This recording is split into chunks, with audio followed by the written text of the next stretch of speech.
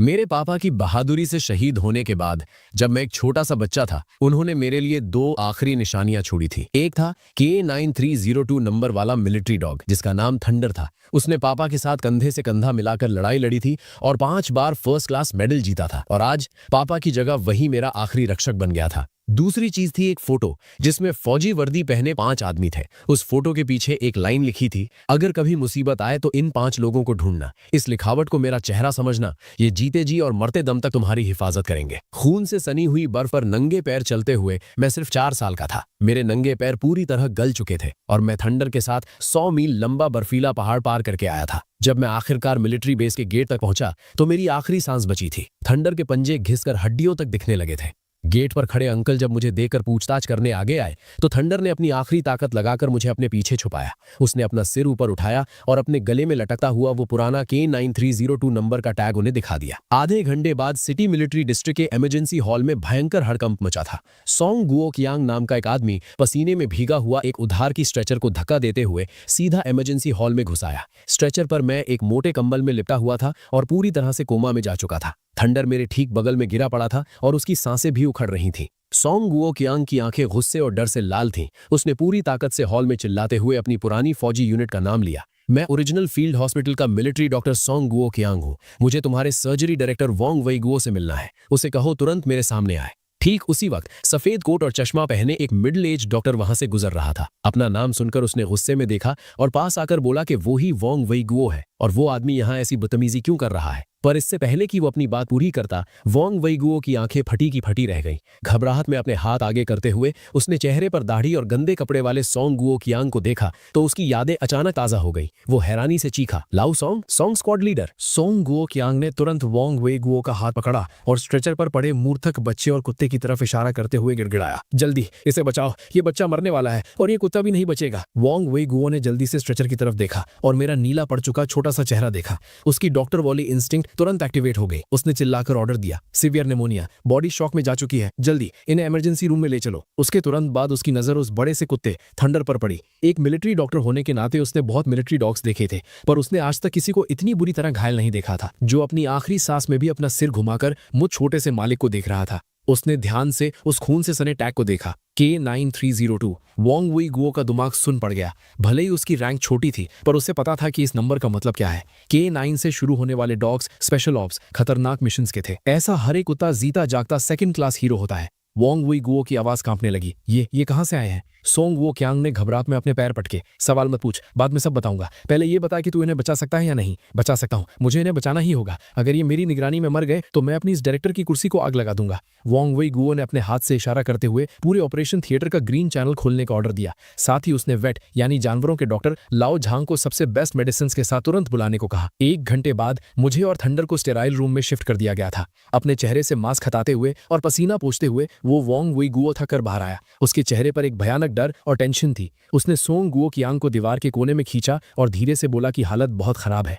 मेरी बच्चे की बॉडी बिल्कुल खोखली हो चुकी थी। लंबे टाइम से खाना ना मिलने की वजह से और अक्यूट निमोनिया के कारण मेरे ऑर्गन्स डैमेज हो चुके थे और मेरी मौत किसी भी पल हो सकती थी। और वो मिलिट्री डॉग खून बहने की वजह से बेहोश था। भले ही उसकी हड्डियां जुड़ गई थी, पर अगर वो होश में नहीं आया तो सब खत्म हो जाएगा। सोंग गुओ कियांग हिम्मत हारकर दीवार के सहारे बैठ गया। दर्द से अपने बाल नोचते हुए वो रोने लगा। तो क्या सच में और कोई रास्ता नहीं बचा? वोंग वेई गुओ ने थोड़ा हिचकिचाते हुए बताया कि इसके लिए एक बहुत ही टॉप लेवल की माइक्रो सर्जरी करनी पड़ेगी और साथ ही चाइनीज एक्यूपंक्चर से दिल की धड़कन को लॉक करना पड़ेगा। और पूरी आर्मी में ये तकनीक सिर्फ एक ही इंसान को आती है। वो था उनका पुराना लीडर, मिलिट्री जनरल हॉस्पिटल का डीन ली ज़ेयान। अगर उसने अपने हाथ लगा दिए तो मेरी जान पक्का बच जाएगी। सोंग गुओ कियांग ने रोते हुए कहा, तो फिर तुरंत उसे बुलाओ। पर वोंग वेई गुओ ने फीकी हंसी हंसते हुए बताया कि ली ज़ेयान एक बहुत बड़ा वीआईपी इंसान है। वो सिर्फ बड़े ऑफिसर्स का इलाज करता है और उसके दर्शन होना नामुमकिन है। एक छोटे से ब्रांच डायरेक्टर के कहने पर वो यहाँ नहीं आएगा। पर तभी वोंग वेई गुओ की आंखों में एक उम्मीद आई। उसने बताया कि किस्मत से ली ज़ेयान पिछले 2 दिनों से बगल के ही मिड एम सिटी में एक मेडिकल कॉन्फ्रेंस अटेंड कर रहा है, जो यहाँ से सिर्फ 200 किलोमीटर दूर है। उसने फोन करके ट्राई करने का डिसाइड किया। भले ही उम्मीद कम थी, पर उस मिलिट्री डॉग का K9302 नंबर सुनकर शायद ली ज़ेयान को थोड़ा इंटरेस्ट आ जाए। एम सिटी की इंटरनेशनल मेडिकल कॉन्फ्रेंस एक बहुत ही आलीशान हॉल में तिनका रखने की जगह नहीं थी। वहां देश विदेश के सबसे बड़े डॉक्टर्स बैठे थे, स्टेज पर खड़े होकर स्क्रीन की तरफ पॉइंट करते हुए। स्टेज पर एक सूट पहने, गोल्ड रिम्ड चश्मा लगाए एक हैंडसम जवान आदमी अपना प्रेजेंटेशन दे रहा था। उसकी वाइब एकदम रॉयल थी और उसके उन सफेद और लंबे हाथों को दुनिया हैंड्स ऑफ गॉड कहती थी। ये वही ली ज़ेयान था जो पुरानी फैंग स्क्वाड का मिलिट्री डॉक्टर हुआ करता था। जब ली ज़ेयान स्टेज पर आराम से बोल रहा था, तभी एक आदमी दौड़ते हुए स्टेज के साइड से उसके पास आया। ली ज़ेयान के कान में धीरे से कुछ बोलते हुए उसने एक चालू फोन उसके हाथ में थमा दिया। डीन, सुचेंग मिलिट्री हॉस्पिटल से बांग का फोन है। वो कह रहा है कि एक ऐसी इमरजेंसी है जो अभी बतानी जरूरी है। उसने एक नंबर का नाम लिया है, K9302। ली ज़ेयान के माथे पर गुस्से की लकीरें बन गईं। उसे स्पीच के बीच में किसी का रोकना बिल्कुल पसंद नहीं था, पर K9302 ये एक ऐसा स्पेशल नंबर था जिससे उसके दिल की धड़कन एक पल के लिए रुक गई। उसने फोन लिया और बर्फ जैसी ठंडी आवाज में बोला, मैं ली ज़ेयान हूँ, तुम्हारे पास सिर्फ 1 मिनट है। फोन के उस पार वांग वई गुओ घबराहट के मारे ठीक से बोल भी नहीं पा रहा था। उसने कांपते हुए बताया, ओल्ड लीडर, डिस्टर्ब करने के लिए माफी। मेरे पास एक स्पेशल मरीज आया है, एक बुरी तरह घायल जर्मन शेफर्ड जिसका नंबर K9302 है। वो एक छोटे से लड़के को बचाने के लिए इस हालत में पहुंचा है।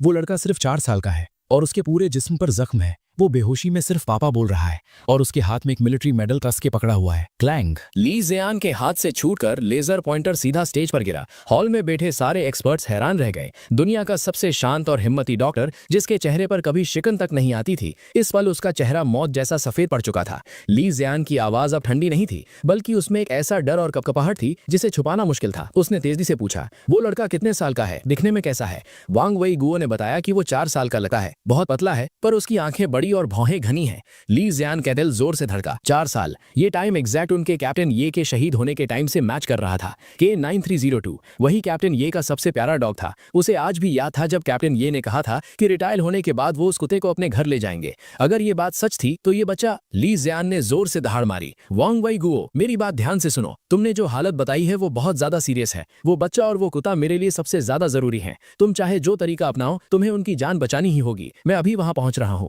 ये बोलकर उसने तुरंत फोन काट दिया। उसने स्टेज के नीचे बैठे उन सैकड़ों एक्सपर्ट्स की हैरानी को पूरी तरह इग्नोर कर दिया। बिना एक लफ्ज सोचे वो स्टेज से कूदा और हॉल के दरवाजे की तरफ भागा। मेरे लिए तुरंत सुचेंग जाने वाली गाड़ी तैयार करो। एयर ट्रैफिक कंट्रोल को कॉल करके फ्लाइट रूट मांगो। मुझे सबसे फास्ट हेलीकॉप्टर चाहिए। अगर हेलीकॉप्टर नहीं मिला तो मेरी हॉन्की कार निकाल कर लाओ और टैंक फुल करो। इस पल वो शांत और रॉयल ली ज़ेयान पूरी तरह गायब हो चुका था। उसकी जगह वापस वही घोस्ट हैंड मिलिट्री डॉक्टर आ चुका था जो किसी वक्त वॉर जोन में अपने बगल में मेडिकल किट लटकाए कैप्टन ये के पीछे भागा करता था। आधे घंटे बाद सुचेंग हॉस्पिटल के कॉरिडोर में डॉक्टर्स और नर्सेज मेरे स्ट्रेचर को तेजी से ऑपरेशन थिएटर की तरफ धक्का दे रहे थे और मेरे उस छोटे और पतले से जिस्म को हजारों ट्यूब्स और मशीन्स ने घेर रखा था। और बगल वाली ट्रॉली पर आखिरी सांसें गिनता हुआ थंडर था।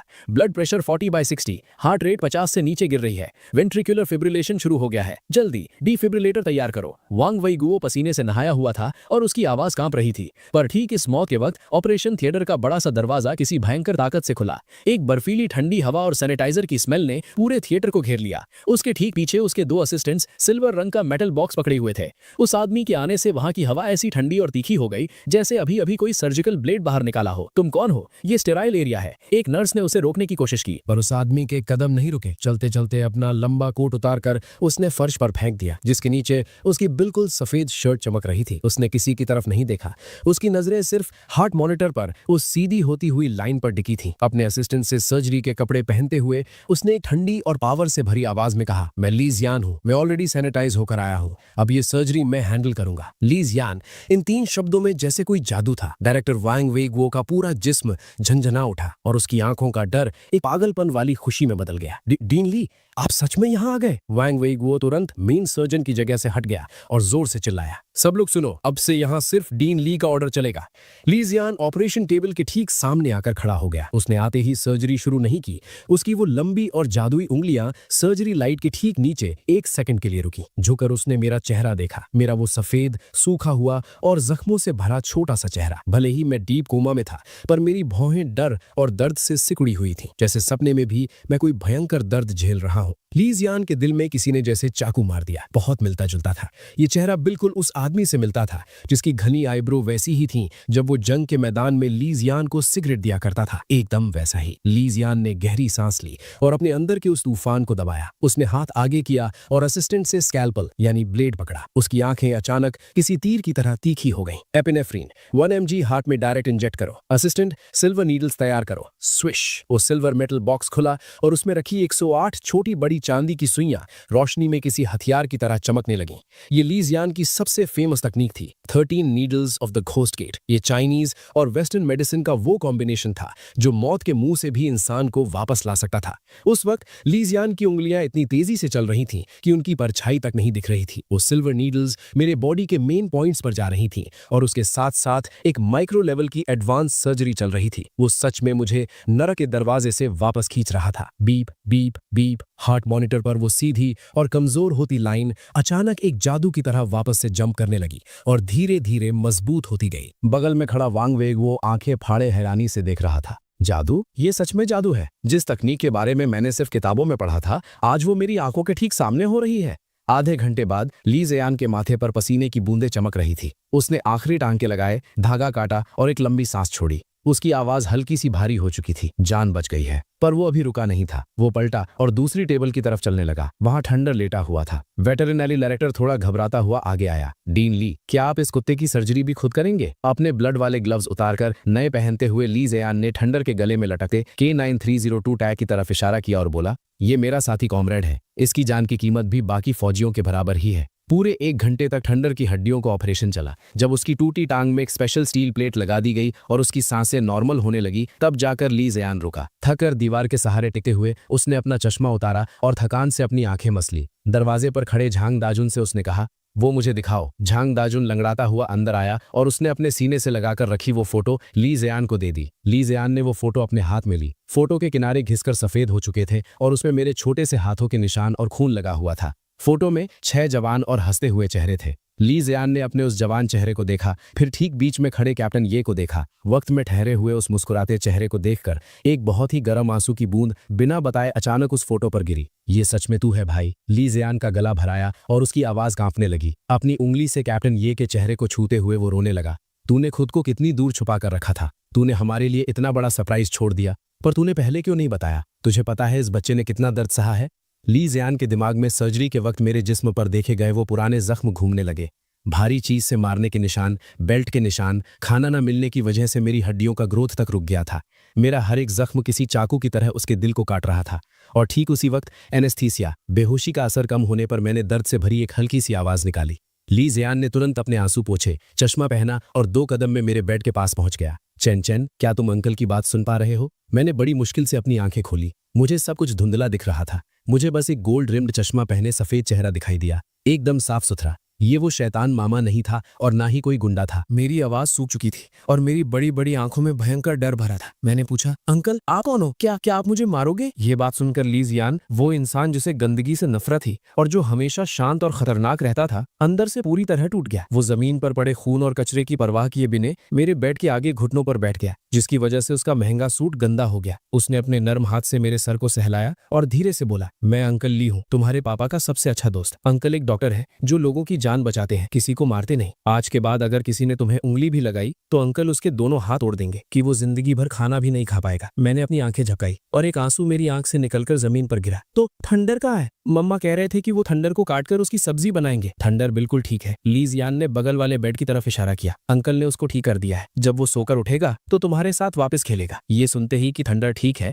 मेरा डर से जमा हुआ जिस्म आखिरकार शांत पड़ गया। मैंने ड्रिप लगी हुई अपनी छोटी सी उंगली आगे बढ़ाई और ली जियान की बड़ी उंगली को पकड़ लिया। थैंक यू अंकल, अंकल बहुत अच्छे हैं। जब उस छोटी और ठंडी सी उंगली ने ली जियान की उंगली को पकड़ा तो उसे लगा जैसे अगर कोई उसे इस दुनिया की सारी दौलत और इज्जत भी दे दे तो वो इस एक पल के आगे सब ठुकरा देगा। रूम के अंदर एक बहुत ही प्यारी और रुला देने वाली गर्माहट थी, पर उसी वक्त हॉस्पिटल के ठीक बाहर एक भयंकर तूफान और बवाल मच चुका था। दर्जनों पुलिस की गाड़ियां सायरन बजाती हुई वहां आईं। लाल और नीली पुलिस की लाइट्स ने बर्फ को आंखें चौंधियाने वाला बना दिया था। मई चौकसियों को क्लिनिक में कोई नहीं मिला, पर उसे अपने खबरियों से पता चल गया कि लड़के को मिलिट्री हॉस्पिटल ले जाया गया है। इस बार वो अपने साथ गुंडों को नहीं लाया था, बल्कि उसने एक बड़ा पता खेला था, सरकारी ताकत का। डिप्टी मेयर झाओ देहान पुलिस वालों की एक फौज के साथ गुस्से में हॉस्पिटल का गेट ब्लॉक करके खड़ा था। रास्ता छोड़ो, हम ऑफिशियल ड्यूटी पर हैं। झाओ देहान ओवरकोट पहने बिल्कुल नेक आदमी होने का नाटक कर रहा था।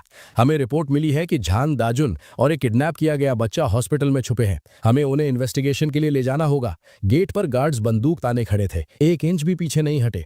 ये रिस्ट्रिक्टेड मिलिट्री एरिया है, बिना कमांडर के ऑर्डर के एंट्री मना है। झाओ देहान आग बबूला हो गया। तुम्हारी ये मजाल, मैं सुचेंग का डिप्टी मेयर हूँ। मेरे ही शहर में ऐसी कोई जगह है जहां मैं नहीं जा सकता। तुम लोग खुलेआम मुजरिमों को बचा रहे हो। यकीन नहीं होता तो एक कॉल करूंगा और तुम्हारी वर्दी उतरवा दूंगा। पास खड़े मेई चाओक सियोंग ने झूठे आंसू निकालते हुए रोने का नाटक किया। पुलिस ऑफिसर, मेरा भांजा अंदर है, वो मेरा अपना है। अगर इन बदमाश फौजियों ने उसका गलत इलाज कर दिया और उसे कुछ हो गया तो इसका जिम्मेदार कौन होगा?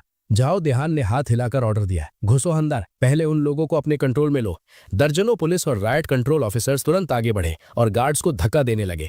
वहां तुरंत हंगामा मच गया। वांग वेई गूली डॉक्टर भागता हुआ बाहर आया, पसीने से लथपथ होकर रोकने लगा। मेयर झाओ, आप अंदर नहीं जा सकते। अंदर एक इमरजेंसी सर्जरी चल रही है। जो भी मामला है अभी के लिए रोक दीजिए। झाओ देहान ने उसको धक्का दिया। चाहे भगवान ही क्यों ना आ जाए, कानून तो मानना पड़ेगा। सर्च करो इनको। जैसे ही राइट पुलिस बैरिकेड तोड़कर अंदर घुसने ही वाली थी, एक ठंडी और शांत आवाज सुनाई दी, जिसमें ऐसी चुपी हुई ठंडक थी जो उस शोर को भी चीर गई।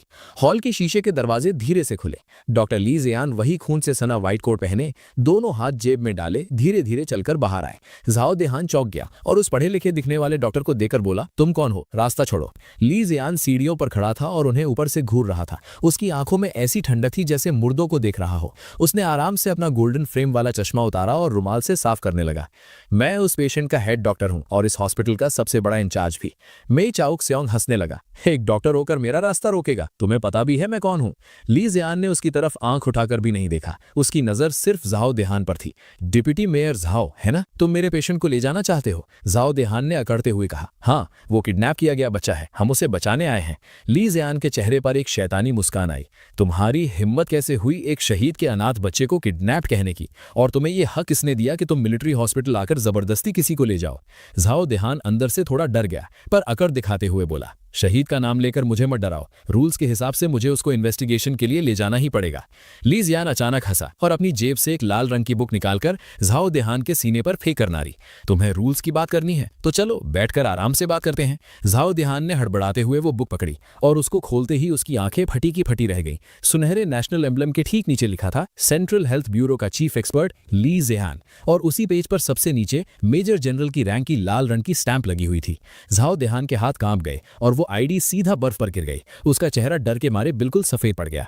सेंट्रल हेल्थ ब्यूरो मतलब वो रॉयल डॉक्टर जो देश के राष्ट्रपति का इलाज करते हैं, जिसका रैंक उस जैसे एक छोटे मोटे डिप्टी मेयर से कई गुना बड़ा था। ली जियान ने अपना चश्मा वापस पहना और धीरे धीरे सीढ़ियों से नीचे आने लगा। उसका हर एक कदम आगे बढ़ता और झाओ देहान और मेई चाओक सियोंग डर से पीछे हटने लगते। ली जियान ने धीमी पर भारी आवाज में कहा, मेरा पेशेंट अभी मौत की कगार पर है। वो स्टेट के फर्स्ट क्लास प्रोटेक्टेड वीआईपी की फैमिली से है। ट्रीटमेंट के दौरान किसी ने भी अगर किसी भी वजह से उसको ले जाने की कोशिश की या परेशान किया, वो झाओ देहान के ठीक आगे रुका और अपनी लंबी उंगली से उसके सीने पर धक्का देते हुए बोला, तो उसे देशद्रोही माना जाएगा और मेरे पास हक है कि मैं गार्ड्स को उसी वक्त गोली मारने का ऑर्डर दे दूं। ये सुनते ही वहां सन्नाटा छा गया। जो पुलिस वाले अभी अकड़ दिखा रहे थे, उनके हाथ से डंडे छूटने लगे। देशद्रोह का चार्ज और मौत की सजा कौन लेना चाहेगा? मेई चाओक सियोंग भी हक्का बक्का रह गया। ये कहां से एक भला डॉक्टर लग रहा था? ये तो सफेद कोट में यमराज था। ली जियान ने उन्हें घूरा और बस एक लफ्ज कहा, दफा हो जाओ। झाओ देहान बुरी तरह कांपते हुए झुका और वो आईडी उठाई। दोनों हाथ से इज्जत के साथ आईडी वापस की और दुम दबाकर अपनी गाड़ी में भागा। वापस चलो, सब वापस आओ। हालत खराब होते देख मेई चाओक सियोंग भी वहां से चुपचाप निकलने की सोचने लगा।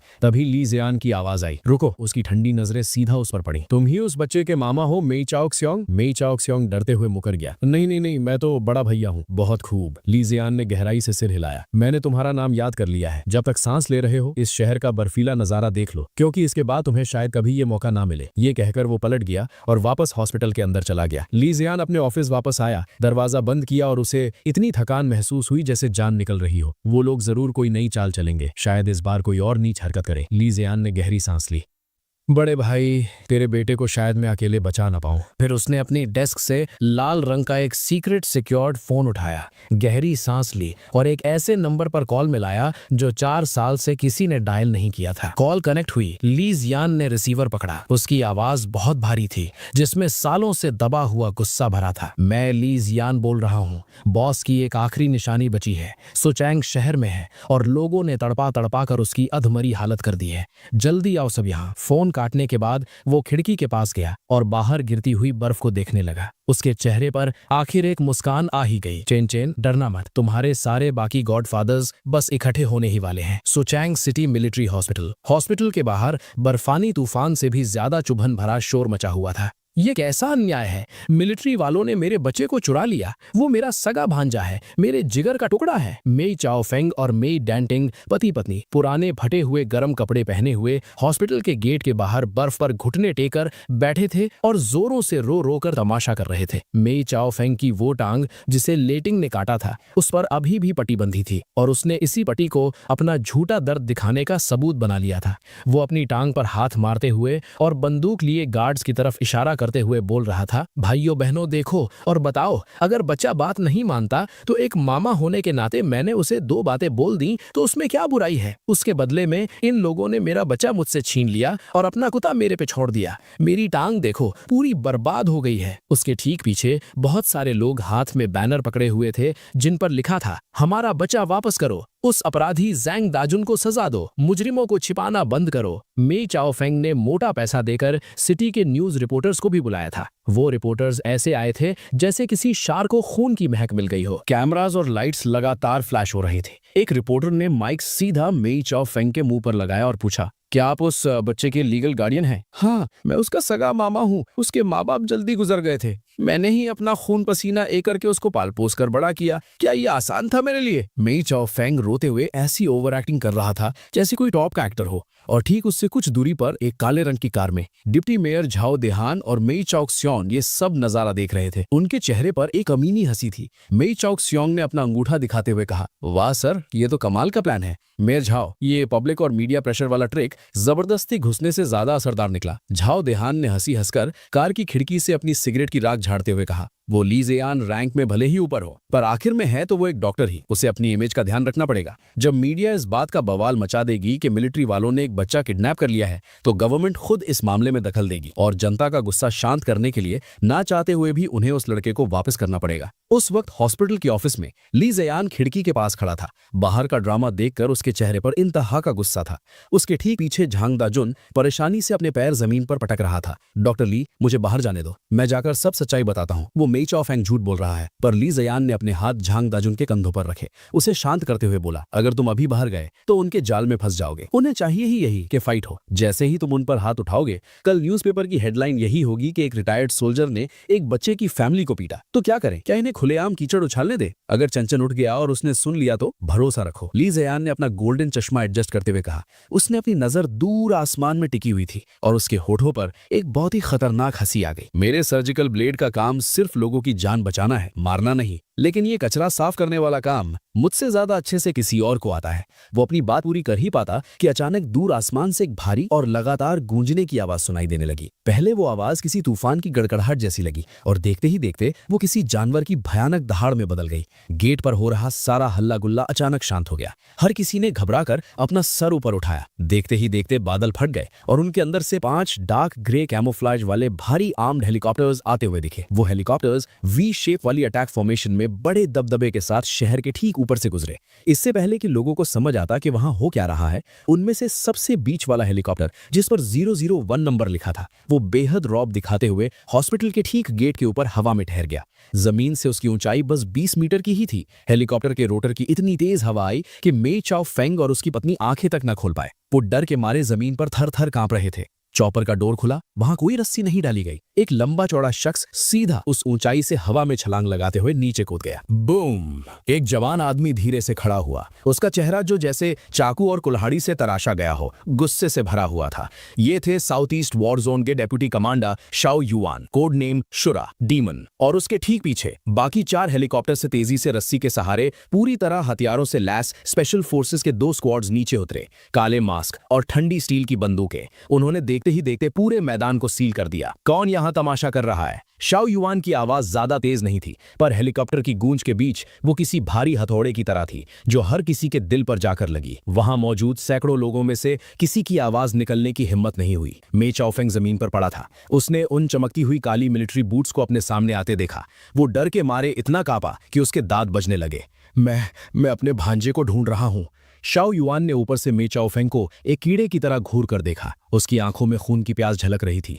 अचानक आगे झुककर उसने अपने एक बड़े हाथ से किसी लोहे के प्लायर की तरह मे चाओफेंग की गर्दन दबोच ली और उस 50 किलो से ज्यादा वजन वाले आदमी को एक हाथ से हवा में उठा लिया। मे चाओफेंग हवा में अपने पैर मारने लगा। उसका चेहरा तुरंत सूअर के कलेजे जैसा डार्क रेड हो गया। पास ही खड़ा एक बेवकूफ रिपोर्टर बड़ी ब्रेकिंग न्यूज कवर करने के चक्कर में आगे भागा। उसने कैमरा सीधा शाओ युआन के आगे कर दिया। छोड़ो उसे, ये जबरदस्ती पुलिस ब्रुटैलिटी है। तुम किस यूनिट से हो? चाहे तुम जनरल ही क्यों ना हो, किसी को ऐसे नहीं मार सकते। हम तुम्हें एक्सपोज कर देंगे। शाओ युआन ने अपना सिर घुमाया। उसकी नजरें ऐसी थीं जैसे किसी चींटी को देख रहा हो। अपना दूसरा हाथ जोर से घुमाते हुए फा, वो महंगा इंपोर्टेड कैमरा सीधा हवा में उड़ता हुआ 10 मीटर दूर जा गिरा और उसके टुकड़े टुकड़े हो गए। एक्सपोज। शाओ युआन ने एक ठंडी मुस्कान दी। उसने चारों तरफ देखा और उसकी आवाज बिजली की तरह गरजी। मैं साउथ ईस्ट वॉर जोन का शाओ युआन हूं। आज मैं तुम्हें बताने आया हूं कि रूल्स इंसानों के लिए होते हैं, जानवरों के लिए मेरी डिक्शनरी में सिर्फ मुक्के हैं। उसने अपने हाथ में पकड़े मे चाओफेंग को जमीन पर जोर से पटका, फिर अपनी जैकेट से कुछ डॉक्यूमेंट्स निकाले।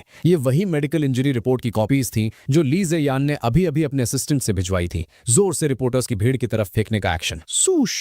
पेपर्स हवा में उड़ने लगे। अपनी कुत्तों जैसी आंखें खोलकर ठीक से देखो। 4 साल का बच्चा, वजन 10 किलो से भी कम, पूरे जिस्म के टिश्यूज डैमेज हैं, इंटरनल ऑर्गन से ब्लीडिंग हो रही है। ये है वो मामा जिसका तुम लोग साथ दे रहे हो। शाओ यान ने जमीन पर पड़े मे चाओफेंग और मे दांटिंग की तरफ इशारा करके दहाड़ते हुए कहा, ये कतई मौत की कोशिश है। एक शहीद के अनाथ बच्चे पर अत्याचार है। कौन अब इन 2 जानवरों का साथ देगा? हिम्मत है तो मेरे सामने आओ। मैं उसे अभी इसी वक्त देशद्रोह के इल्जाम में गोली मार दूंगा। उसके ठीक पीछे खड़ी स्पेशल फोर्सेस की टीम ने एक साथ मूव किया। तेजी से बंदूक रीलोड करने की आवाज, काली बंदूकों की नालियां उन तमाशा करने वालों की तरफ तान दी गईं। उस वक्त रिपोर्टर्स जमीन पर पड़ी इंजरी रिपोर्ट्स को देख रहे थे और उसमें दिख रही दिल दहला देने वाली जख्मों की फोटोज को देखकर मीडिया की हवा तुरंत बदल गई। बाप रे, इतना बेरहम! ये कैसा मामा है? ये तो शैतान है। हमें धोखा दिया गया है। ये जानवर सच में घटिया है। वहीं ठीक कुछ दूरी पर कार के अंदर जाओ देहान फटी आंखों से उस आदमी को देख रहा था। ठंडे पसीने से उसकी पीठ पूरी तरह भीग गई थी। शाओयान, वो यहाँ कैसे? ये मौत का फरिश्ता खुद सूचंग कैसे आ गया?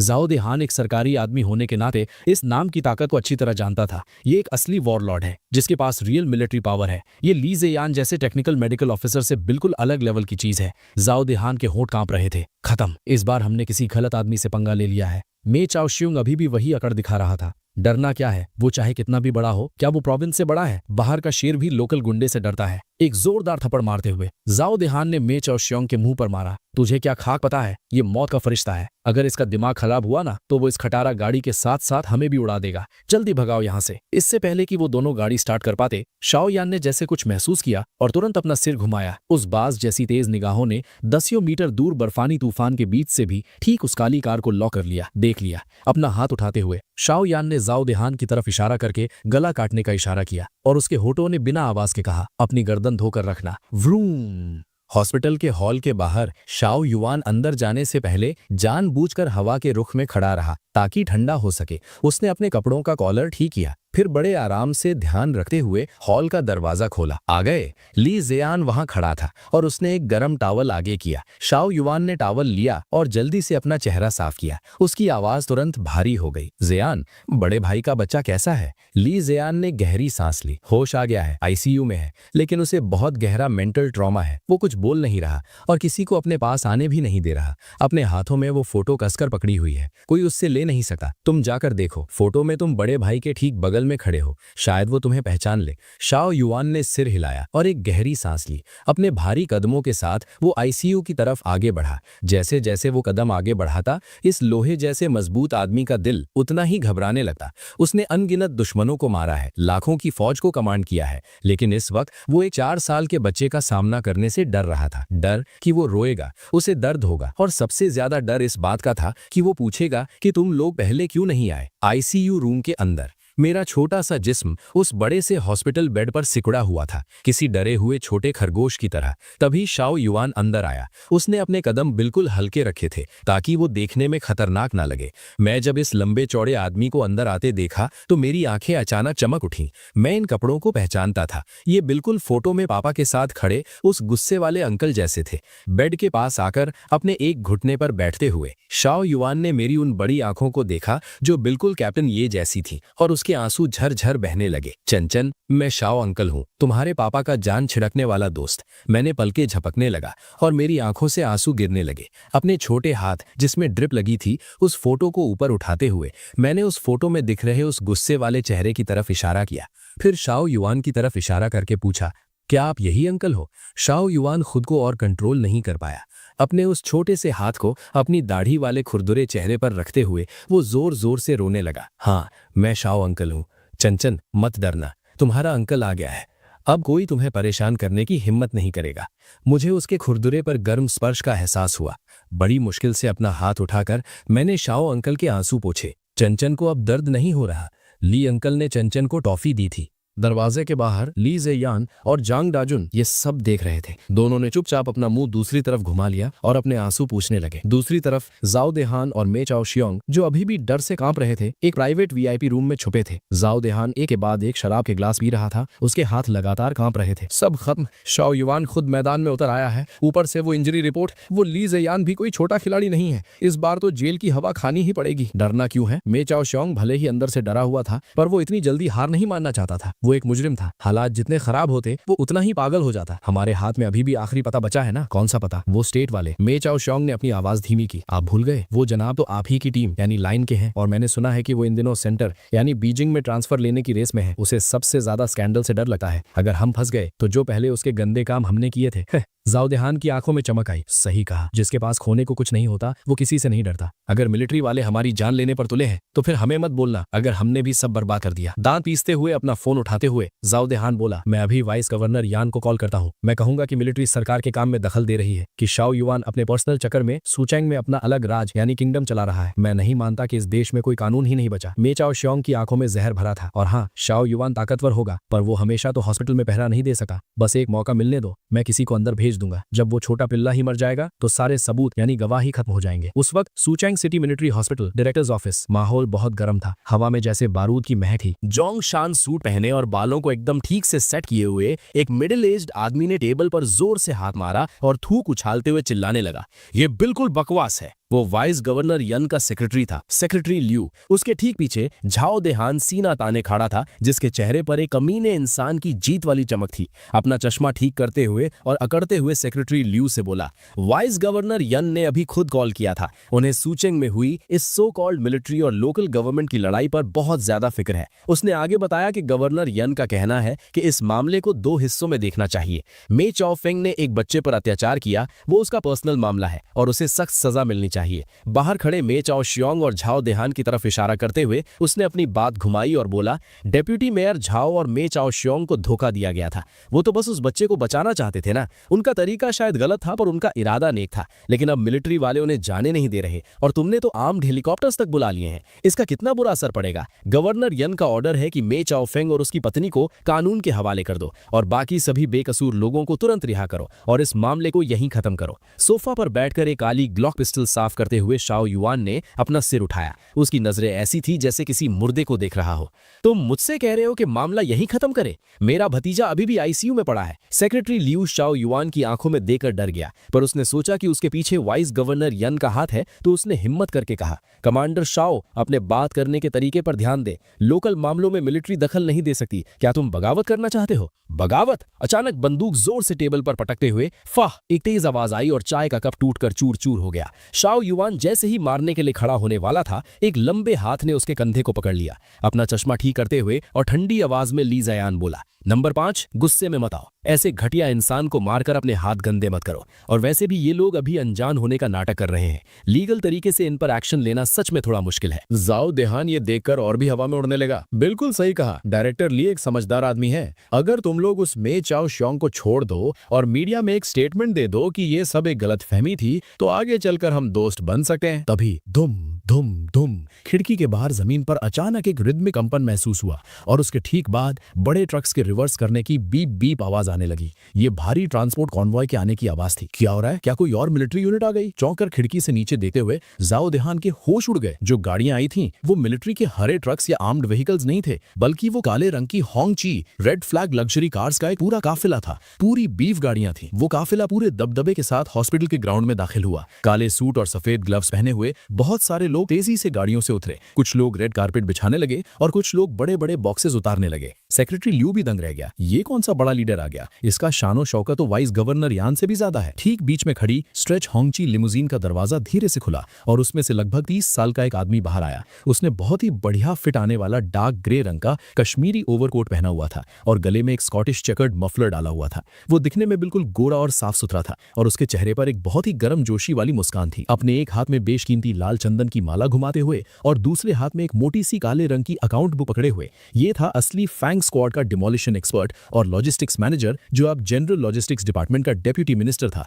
ये चिंगशू ऑफिस के अंदर आकर मुस्कुराते हुए चारों तरफ देखते हुए ये चिंगशू बोला, नंबर 2, नंबर 3 क्या चल रहा है? इतनी छोटी सी बात अभी तक सॉल्व नहीं हुई, मुझे खुद ही आना पड़ा। अपनी गन अंदर रखते हुए और ठंडी आवाज में शिया युआन बोला, कुछ मक्खियां आ गई थी, दिमाग खराब कर रही हैं। सेक्रेटरी ल्यू ने ये चिंगजू को देखा। उसे वो चेहरा अनजान लगा पर उसकी पर्सनालिटी देखकर समझ आ गया कि ये कोई बहुत अमीर या पावरफुल इंसान है। तो उसने हिचकिचाते हुए पूछा, आप कौन है? ये चिंगजू ने उसकी तरफ ध्यान तक नहीं दिया। सीधा जाकर सोफा पर बैठते हुए और वो काली अकाउंट बुक टेबल पर फेंकते हुए उसने अपने असिस्टेंट की तरफ एक चुटकी बजाई और बोला, जाओ उस आदमी को अंदर लाओ जिसका नाम मई कुछ श्योंग है, और हाँ, डेप्यूटी मेयर जाओ को बता दो कि उसे कहीं जाने की जरूरत नहीं है, मुझे उसके साथ कुछ हिसाब किताब क्लियर करना है। जाओ देहान का चेहरा गुस्से से लाल हो गया। वो चिल्लाया, तुम होते कौन हो? ये सूचंग है, मैं यहाँ का डेप्यूटी मेयर हूँ। अपनी पलकें उठाकर जाओ देहान को देखते हुए ये चिंगजू ने आराम से अपनी अकाउंट बुक का पहला पन्ना खोला। जाओ देहान, मेल, 46 ईयर्स, सूचंग का सिटी कंस्ट्रक्शन का डेप्यूटी मेयर। 1982 में साउथ सिटी डेवलपमेंट प्रोजेक्ट पास करने के लिए योंगजी कंस्ट्रक्शन कंपनी से 3 लाख की रिश्वत ली। 1983 में मकाओ के ग्रैंड लिस्बोआ कैसीनो में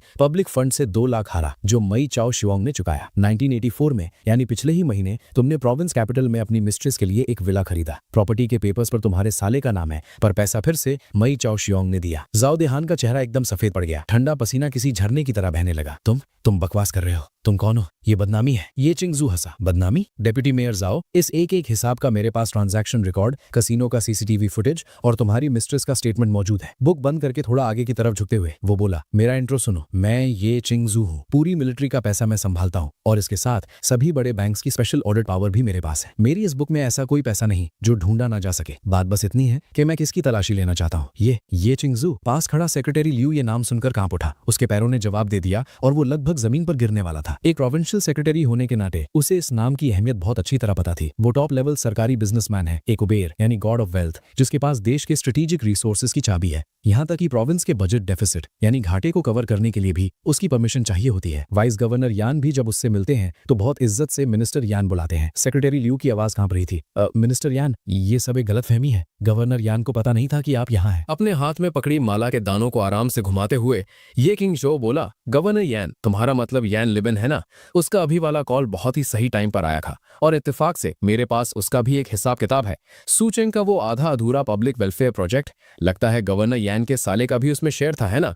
सेक्रेटरी ल्यू का चेहरा मौत जैसा फीका पड़ गया और वो धड़ाम से कुर्सी पर गिर गया। उसने मान लिया कि अब सब खत्म हो चुका है। ये आदमी यहाँ बातचीत करने नहीं आया है, ये उनकी कॉन्फिस्केट करने आया है। अपनी जगह से उठकर डर के मारे पत्थर बन चुके जाओ देहान के पास जाते हुए ये किंग जो ने उसके पसीने और तेल से भरे चेहरे पर हल्की सी थपकी दी। जाओ देहान, अब अपनी बाकी की पूरी जिंदगी जेल में बैठकर ये हिसाब जोड़ते रहना। ये किंग जो ने हल्के से आवाज लगाई, कोई है? दरवाजे के बाहर से काले सूट पहने 2 सिक्योरिटी गार्ड्स अंदर आए, पूरी तरह बेहोश से हो चुके जाओ देहान को उठाते हुए। उन्होंने कहा, ले चलो, प्रोसिक्यूटर की ऑफिस भेज दो। इल्जाम क्या है? मिलिट्री सीक्रेट्स चुराने की कोशिश और नेशनल सिक्योरिटी को खतरे में डालना। जाओ देहान को निपटाने के बाद ये किंग जो ने सेक्रेटरी ल्यू की तरफ देखा। वापस जाकर यान लिबेन को बोल देना कि अपनी हद में रहे। सेक्रेटरी ल्यू गिरता पड़ता वहां से दुम दबाकर भाग गया। श्याओ युआन बोला, नंबर 5, तुम सच में कमीने हो, मेरा मतलब तुम सच में खतरनाक हो। आंखें घुमाते हुए ये किंग जो बोला, ठीक है, मक्खन लगाना बंद करो, मैं बेटे को देखने जा रहा हूँ। रूम में शांगदा जुन हाथ में कटोरा पकड़े मुझे बेढंगे तरीके से मना रहा था। चंचन प्यारा बच्चा, एक घूंट और पी लो। मैंने ना में सिर हिलाया, छोटा सा मुंह लटकाया और आंसू भरी आंखों से बोला, अंकल ये अच्छा नहीं है, मुझे कुछ मीठा खाना है। बेचारा होकर सिर हिलाते हुए शांगदा जुन बोला, डायरेक्टर ली ने कहा है कि तुम मीठा नहीं खा सकते वरना तुम्हारा पेट खराब हो जाएगा। तभी कमरे का दरवाजा खुला और ये चिंगचो मुस्कुराता हुआ अंदर आया। किसने कहा मीठा नहीं खा सकते? उसके ठीक पीछे लंबी टोपी पहने 2 शेफ्स थे जो एक सिल्वर फूड ट्रॉली पुश करते हुए अंदर आ रहे थे। पीछे आते हुए और चिढ़कर ली ज़यन बोला, नंबर 5, कुछ भी उल्टा सीधा मत करना, उसका डाइजेशन अभी बहुत कमजोर है। फिक्र मत करो मेरे महान डायरेक्टर। ट्रॉली पर रखे खाने का कवर हटाते हुए ये ये चिंगजो बोला। उसके अंदर एक बहुत सुंदर चाइना क्ले का बोल था जिसमें दुधिया सफेद रंग का एक थिक पेस्ट ऐसा कुछ था जिससे बहुत ही स्वादिष्ट खुशबू आ रही थी। ये मैंने स्पेशली न्यूजीलैंड से फ्लाइट के जरिए शीप्स कोलेस्ट्रम भेड़ का पहला दूध मंगवाया है। इसमें 100 साल पुराने वाइल्ड जिनसिंग से निकला राइस ऑयल मिला है और थोड़ा सा मनुका हनी डाला है। इसमें न्यूट्रिशन भी है, डाइजेस्ट करने में भी आसान है और ये मीठा भी है। ये चिंगजो मेरे बेड के पास आया। मुझ कमजोर से बच्चे को देकर जिसको देकर किसी का भी दिल रो पड़े, उसका दिल पिघल गया। चिन, मैं अंकल ये हूँ। कटोरा उठाकर एक सोने के चम्मच से थोड़ा सा निकालते हुए और हल्के से फूंक मारकर ठंडा करते हुए ये चिंगचौ ने कहा, लो चक्कर देखो जो तुम्हारा अंकल तुम्हारे लिए लाया है। डरते डरते उसे देखते हुए मैंने अपना मुंह खोला और एक घूंट लिया। मीठा और इतना स्वादिष्ट जो मैंने अपनी पूरी जिंदगी में कभी नहीं खाया था। अच्छा लगा? ये चिंगचो ने उम्मीद भरी नजरों से पूछा। मैंने हाँ में सिर हिलाया। बहुत अच्छा है, जैसे जैसे मम्मी के हाथों का स्वाद। ये मम्मी के हाथों का स्वाद सुनकर ये चिंगचो की आंखें और भी नम हो गई। अगर अच्छा लगा तो अब हर रोज खाना। तुम्हारे अंकल ने वो पूरा शीप फार्म ही खरीद लिया है ताकि वो खास चंचन के लिए दूध दे सके। तभी कमरे के बाहर से एक हंगामा सुनाई दिया। छोड़ो मुझे, मैं मी चाओ शुंग हूँ, मुझे डेप्यूटी मेयर जाओ से मिलना है। 2 गार्ड्स ने मी चाओ शुंग को किसी मरे हुए कुत्ते की तरह घसीटते हुए दरवाजे तक लाकर पटका।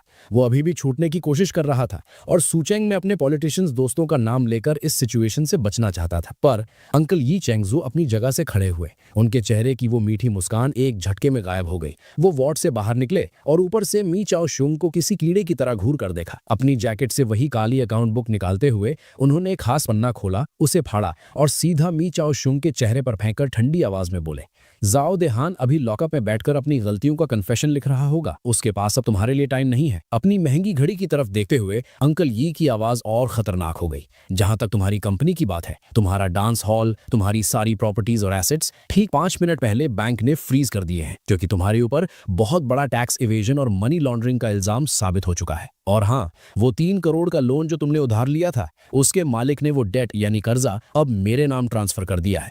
मी चाओ शुंग की आंखें फटी की फटी रह गई। वो फर्श पर ऐसे तड़प रहा था जैसे किसी मछली का गला दबा दिया हो। बैंकरप्ट, इतना बड़ा कर्जा? नीचे बैठकर मी चाओ शुंग के डरे हुए चेहरे पर थपकी मारते हुए अंकल यी ने कहा, अब मैं तुम्हारा सबसे बड़ा मालिक हूँ। फिक्र मत करो, मैं तुम्हें मारूंगा नहीं, मैं तुम्हें जिंदा रखूंगा ताकि तुम देख सको कि कैसे सूचेंग का सबसे अमीर आदमी एक ऐसे भिखारी में बदल गया जिसको भीख मांगने का भी हक नहीं है। ये कहकर अंकल यी खड़े हो गए। घिन से अपने हाथ साफ करते हुए उन्होंने गार्ड्स को ऑर्डर दिया, ले जाओ इसको, हॉस्पिटल का फर्श गंदा मत करने दो इसको। मी चाओ शुंग को किसी कीचड़ की तरह घसीटते हुए जाते देख अंकल यी ने अपने कोट को ठीक किया, पीछे मुड़कर श्याओ अंकल और ली अंकल से बोले, हो गया, बाहर का काम निपट गया, अब आगे बारी है सबसे खतरनाक शख्स के आने की, है ना? सुबह के 10 बजे थे।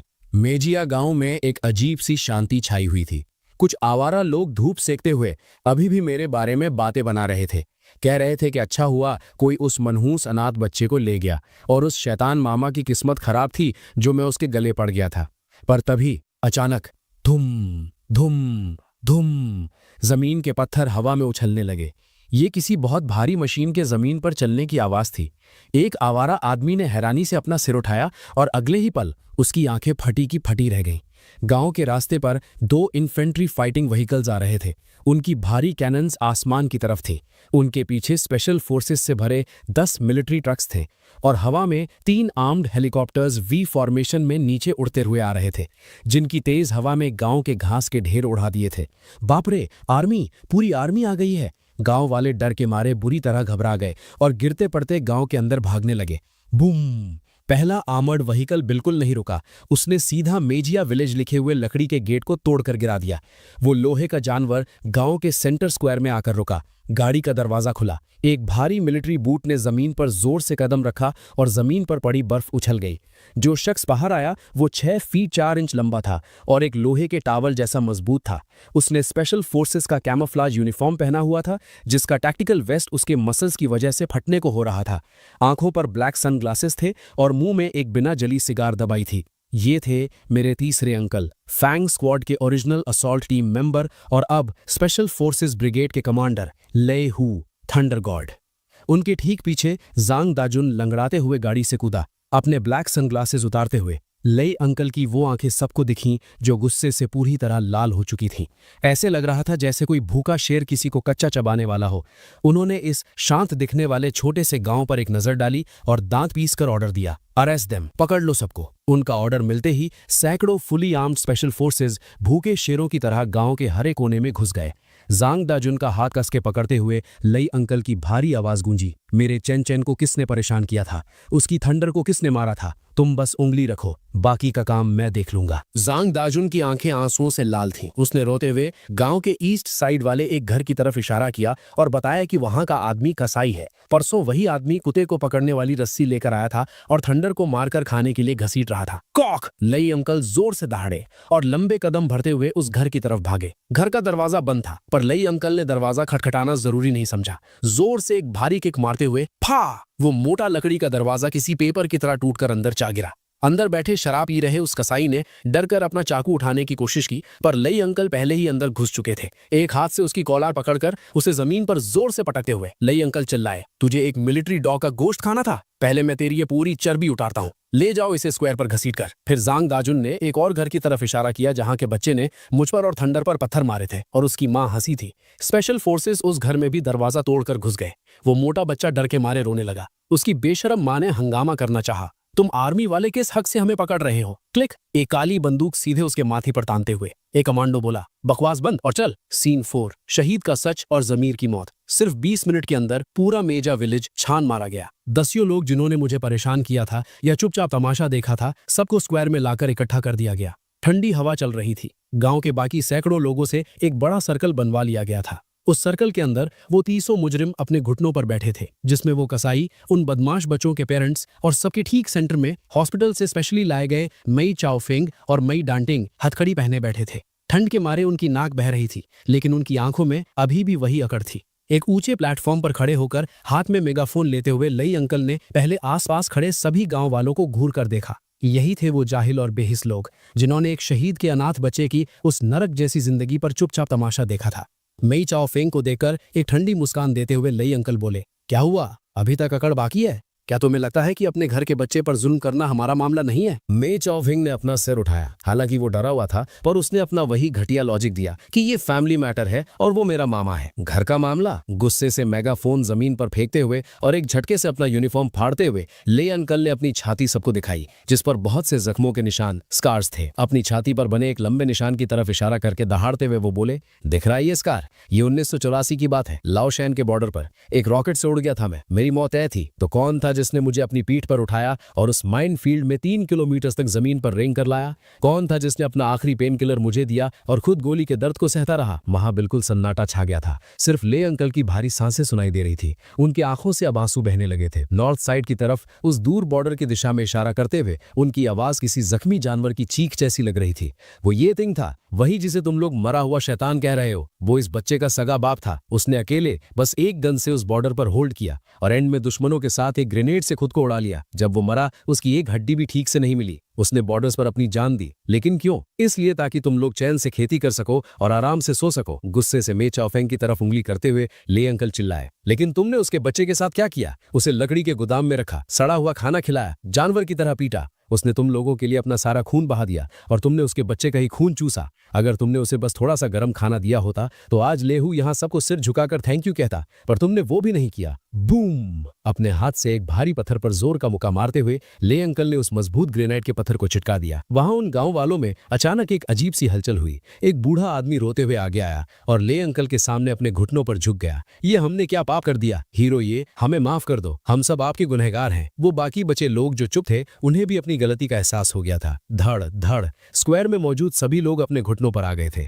वहां अब रोने और अफसोस की आवाजें गूंजने लगी थी।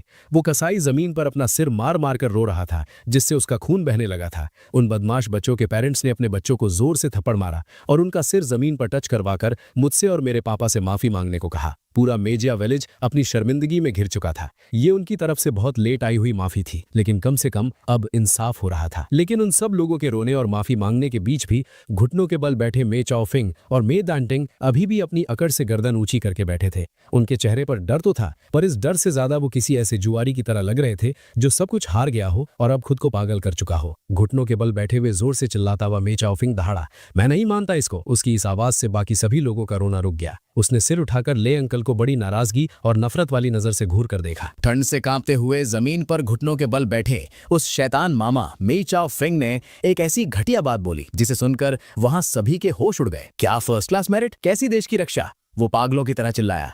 वो ये थिंग वहां अपनी मर्जी से गया था, इससे मेरा क्या लेना देना। वो मर गया, उसकी बीवी भी मर गई, तो वो मिलिट्री मेडल एक इनहेरिटेंस बन गया। मैं उनका अकेला रिश्तेदार बचा हूं। मैंने उसे बेचकर पैसे कमा लिए, तो क्या गलत किया? ये मेरा कानूनी हक है। मे चाओ फेंग जैसे आखिरी तिनके का सहारा ले रहा था। उसकी आवाज और ऊंची हो गई। तुम लोग अब इतनी अकड़ दिखा रहे हो, पिछले 4 साल से कहां मर गए थे? अब यहां अच्छे बनने का नाटक कर रहे हो? मेरे पास लॉयर है। मेरे बड़े साले मे चाओ शोंग पर अभी कोई जुर्म साबित नहीं हुआ है। ये बस एक आपस का मामला है, फैमिली डिस्प्यूट। तुम लोग मुझे डराना बंद करो। ज्यादा से ज्यादा कुछ साल की सजा होगी। जब मैं बाहर आऊंगा तो वापस उस अनाथ पिल्ले को ढूंढ कर निकालूंगा। पूरा गांव सुन्न रह गया था। किसी ने सपने में भी नहीं सोचा था कि कोई इंसान इस हद तक बेशरम और नीच हो सकता है। यहां तक कि जमीन पर बैठे गांव वाले भी हैरानी से उस औरत और आदमी को देखने लगे, जैसे किसी 2 अजीब मॉन्स्टर्स को देख रहे हो। ले अंकल यानी थंडर गॉड को इतना गुस्सा आया कि उनकी हंसी छूट गई। आहिस्ता आहिस्ता चलते हुए मेई चाओ फेंग के ठीक आगे आकर खड़े होते हुए उनकी शेर जैसी आंखों में से गुस्से की वो आग अचानक गायब हो गई। उसकी जगह एक ऐसी शांति थी जैसी मुर्दों को देखते वक्त होती है। अपना सिर हिलाते हुए, अपनी कमर से पिस्टल निकालकर कॉ करते हुए काली बंदूक की नली सीधा मेई चाओ फेंग के माथे पर लगा दी गई। जब तुझे मरने का इतना ही शौक है तो मैं तेरी ये ख्वाहिश पूरी कर देता हूं। ले अंकल की उंगली ट्रिगर पर आ गई और वो आहिस्ता आहिस्ता दबाने लगे। मुझे मत मारो। मे चाओ फेंग को आखिरकार डर लगने लगा और उसकी पैंट गीली हो गई, पर वो अभी भी अकड़ते हुए बोला, तुम एक बेकसूर को नहीं मार सके। इतने सारे लोग देख रहे हैं। घबराकर आगे भागते हुए और ले अंकल का हाथ पकड़ते हुए जैंग दाजुन चिल्लाया, कमांडर ले, ऐसे घटिया इंसान के लिए खुद पर इल्जाम मत लो। कैप्टन ये ऊपर से सब देख रहा है। वो कभी नहीं चाहेगा कि तुम ऐसे आदमी को मारकर अपने हाथ गंदे करो। ले अंकल की बाजुओं की नसें फूल गई थी। उनका जिस्म डर और गुस्से से कांप रहा था।